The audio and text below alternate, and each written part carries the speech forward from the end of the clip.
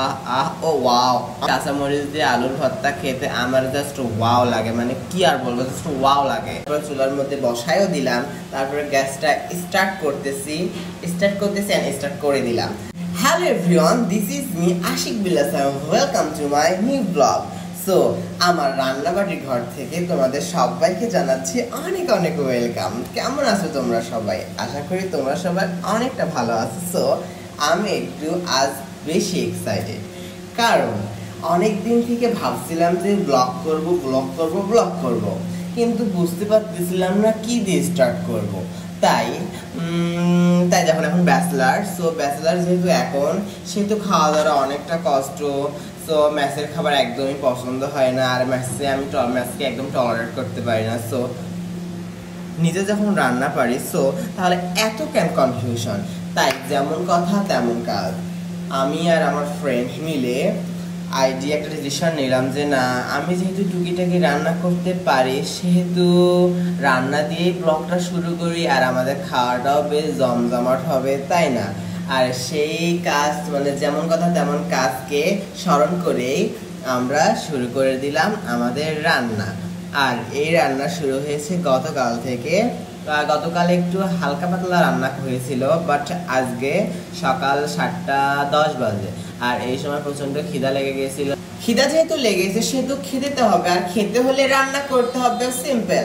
So তাই রান্না করার জন্য একদম নেমে পড়লাম মাঠে, অ্যান্ড তারপর চাল টাল সব ধুয়ে দিলাম। ধুয়ে দেওয়ার পর চুলার মধ্যে বসায়ও দিলাম, তারপরে গ্যাসটা স্টার্ট করতেছি অ্যান্ড স্টার্ট করে দিলাম। তারপর জানি ওই যে গ্রামে সবাই মারা, দাদিরা, নানিরা যেমন হাত দিয়ে দেখে যে পানির মাপটা কত, জানি না বুঝি না, এমনিতে আমি একটু ট্রাই করে নিলাম। তারপর গতকালের ভাত ছিল, সে একটু ভাত বেঁচে গিয়েছিল, সেই ভাতটা তার ফেলে দিতে পারি না, অন্ন মানে ধ্বংস করা তো, মানে অন্ন নষ্ট করা তো যায় না। তো যেহেতু নষ্ট করা যায় না, সেহেতু সেগুলোকে একদম মানে ভাজি করলাম। আর ভাজি করা ভাত কিন্তু আমার অনেকটা ফেভারিট। সো অনেকটা ফেভারিট, বাড়ি থাকতে আমি প্রচুর খাইতাম। তো বাড়িতে যদি রান্না করতো তাহলে কিন্তু আমি পুরোটাই খেয়ে দিতাম, এমন খাওয়ার মানে অভ্যাস আমার আছে। সেহেতু এখানে যেহেতু এই কাণ্ডটা ঘটেই গেছে, সেহেতু আমি ওই কাজটাকে আবার রিপ্লে করলাম, অ্যান্ড সব কিছু আগের মতন করে নিলাম। যেহেতু করে নিলাম, সেহেতু এখন আমরা মানে দুইজন, আমি আমার ফ্রেন্ড, এখন সেগুলো এখন গিলবো। তো গিলবো যেহেতু এখন সব কিছু নেওয়া শেষ, তাহলে এখন আমি মানে কড়াইটাকে পানির মধ্যে ভিজাই রাখলাম, যাতে পরে মাছতে সুবিধা হবে। সো এবার আমি একটু মানে ট্রাই করব, মানে দেখি কেমন হয়েছে আমার সেই ভাত ভাজি। তো জানি সিম্পলের রান্না, সেহেতু তাও দেখাচ্ছি। বাট কালকে রাতের মানে সকালে ভর্তা ছিল, সেই ভর্তাটা হচ্ছে আমরা এখন নিলাম। আর হচ্ছে কাঁচামরিচ দিয়ে আলুর ভর্তা খেতে আমার জাস্ট ওয়াও লাগে, মানে কি আর বলবো, জাস্ট ওয়াও লাগে।